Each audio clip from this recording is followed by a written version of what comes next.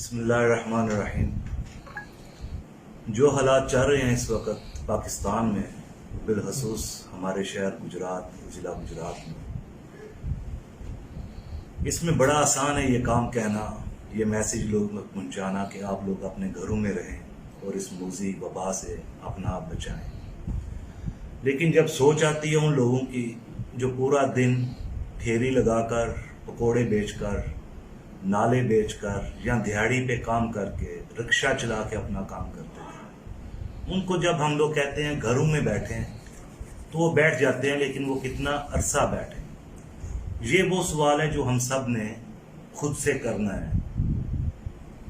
35 दिन से ज्यादा का लॉकडाउन चल चुका है और मुझे पता है गुजरात शहर में बहुत ज्यादा लोग, मुहैयर हजरात बहुत कुछ काम कर रहे हैं। इसी तरह हम लोग भी दूसरे लोगों की तरह गुजरात की अवाम के लिए, अपने शहरियों के लिए, उनको सहूलत पहुंचाने के लिए निकले हैं। पहले मरले में हमने राशन मुख्तलिफ यूनियन कौंसिल ने मुख्तलिफ अपने दोस्तों को पहुंचाया कि आप लोग अपने जिन लोगों को जानते हैं उन तक पहुंचा दें।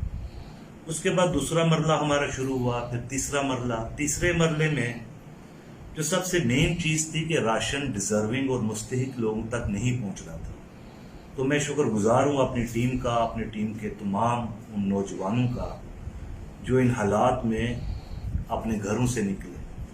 मुझे पता है उनके घर की तरफ से भी प्रेशर था उन पे कि घरों में रहें, लेकिन वो लोग निकले। वो घर घर गए, उन लोगों का डेटा इकट्ठा किया, 2-2, 3-3 लोग करके हर गली में गए।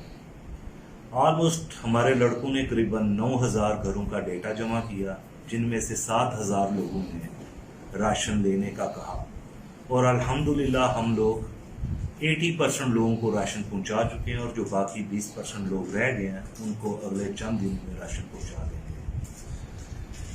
लेकिन जो चीज हमने नोट की है कि अभी भी गुजरात शहर में कम अज कम 27-28 हजार घर ऐसा है जिसको राशन चाहिए, इन 7,000 लोगों को छोड़ के। तो मेरी तमाम दोस्तों से, तमाम अहले गुजरात से ये अपील है कि आप अपने गली मोहल्ले में, अपने यूनियन कौंसिल में, अपनी वार्ड्स में हम लोगों को पिन पॉइंट करके लोग बता दें, या मेरी टीम आपके मोहल्लों में आ जाती है, आपकी गली में आती है, तो आप साथ होकर उनके साथ सर्वे करवाएं ताकि रमज़ान के अंदर अंदर और ईद आने से पहले हम मुस्तहिकीन तक कम अज कम उनका हक पहुंचा दें।